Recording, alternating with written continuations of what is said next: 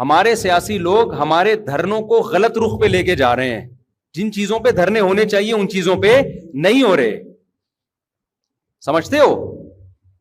آپ کے اندر جو قوت اور طاقت ہے نا، آپ کے لیڈر اس کو غلط جگہ استعمال کروا رہے ہیں.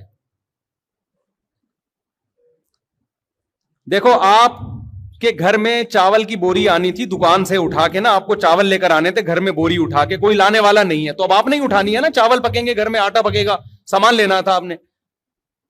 ایک بندے نے کیا کیا، اپنے گھر کا سارا سامان آپ سے رکھوا دیا. اب آپ کے بازو میں اتنی طاقت ہی نہیں ہے کہ اپنی بوری اٹھا کے گھر لے آؤ.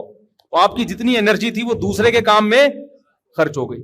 تو ہمارے سیاسی لیڈر ہماری ساری طاقتیں اور قوتیں اپنے آپ کو پروموٹ کرنے میں استعمال کر لیتے ہیں، جس کی وجہ سے ہمارے حقوق کا الحمدللہ پہلے بھی بیڑا غرق تھا، اب بھی ہے، اور قیامت تک بھی ہمیں کوئی امید نہیں ہے کہ ہمیں ہمارے حقوق ملیں گے. کراچی کے گٹر کے ڈھکن غائب تھے، غائب ہیں، غائب رہیں گے. کراچی میں ٹارگٹ کلنگ پہلے بھی تھی، آج بھی ہے، قیامت تک رہے گی.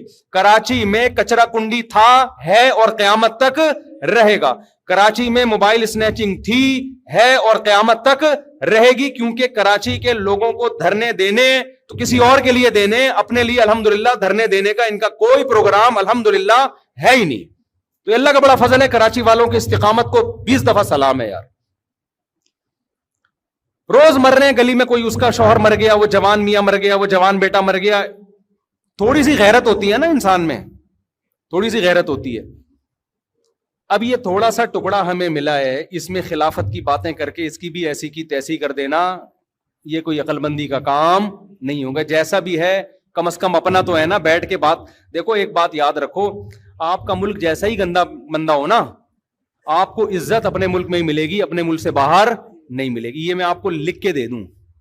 ہم نے ملکوں میں سفر کیا ہے، جاؤ گھوم پھر کے آ جاؤ، رہنا شروع کر دو گے، ہمیشہ دوسرا ٹیڑھی آنکھ سے دیکھے گا، بولے گا یہ مریخ سے آیا ہوا آدمی ہے، یہ ادھر کا آدمی نہیں ہے. جتنی بدماشی کے ساتھ انسان اپنے کلچر میں گھومتا ہے نا، اتنا کسی دوسرے کنٹری میں نہیں گھومتا.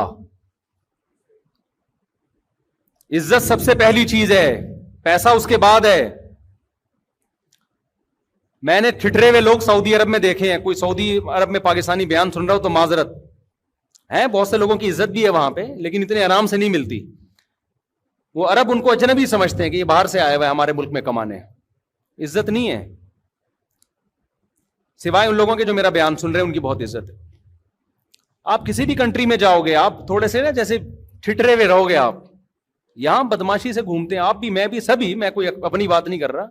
بدماشی سے جب چاہو عمران خان کو گالیاں دو، جب چاہو اس کی تعریفیں کرو، جب چاہو نواز شریف کو برا بھلا کہو، جب چاہو اس کی تعریفیں کرو. بدماشی ہے بھائی ہماری یہاں پہ. 4 شادیاں کی بات کرو، آپ کسی ملک میں کر سکتے ہو ایسے؟ حکومت پکڑے کے اندر کر دی لے جائیے. مجھے ایک لاہور میں ایک صاحب ملے جو ترکی رہ کر آئے. ترکی میں ان کو ایک عرب ملا فلسطین کا. وہ مجھے کہتے ہیں کہ وہ فلسطین کا عرب میری ویڈیو اس کو دکھا رہا تھا کہ اس کے بیان فلسطین کا عربی. کہہ رہے ہیں یہ مولوی صاحب ہے، بڑا ٹائٹ بیان کرتے ہیں، اس کے بیان سنتے ہو؟ کہتے ہیں میں نے کہا تم تو عربی بولتے ہو، اس کی تو اردو میں بیان کر رہا ہے، تو تم کیسے؟ کہہ رہے میں اس کی ٹرانسلیشن کروا کے عربی میں سنتا ہوں اس کے بیان. کہتے ہیں میں نے کہا کہ یار تم ان کو کیوں سن رہے ہو؟ کہہ رہے یار اجمیوں میں واحد مولوی ہے جو 4 شادیوں کی بات کرتا ہے. کہہ رہے وہ فلسطینی کہہ رہا ہے اجمیوں میں واحد مولوی ہے جو کیا کرتا ہے. میں نے کہا واہ بھائی سبحان اللہ. تو جو ہمیں یہاں الحمدللہ آزادی ہے نا، آدمی کا دماغ کھلتا ہے، یہاں پہ تحقیق کر سکتا ہے. وہ آپ کسی دوسرے کنٹری میں اس اسٹائل کے ساتھ، بدماشی کے ساتھ نہیں رہ سکتے آپ. بدماشی ادھر ہی ہے الحمدللہ. یہاں پولیس اپنی ہے، فوج اپنی ہے، سیاسی لوگ اپنے. ایک سیاسی تنظیم میں نہیں ہوگی، دوسرے تنظیم سے تعلق بنا لو گے، وہاں وہ آپ کے کام نکلوا لے گی. آپ گھر بیٹھے ہو، آپ کے ایم اے کے پیپر حل ہو رہے ہوں گے الحمدللہ.